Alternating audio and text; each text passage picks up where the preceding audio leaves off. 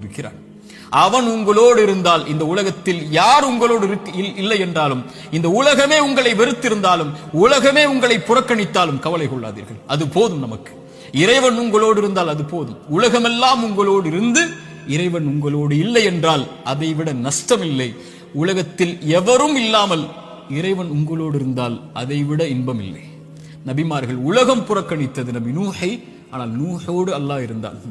நபி தாவூதை உலகம் புறக்கணித்தது, அல்லாஹ் அவர்களோடு இருந்தான். நபி யூனுஸை உலகம் புறக்கணித்தது, அவர்கள் செய்த பாவத்திற்காக மன்னிப்பை கேட்டார்கள், அல்லாஹ் அதிலிருந்து அவர்களை பாதுகாத்தான்.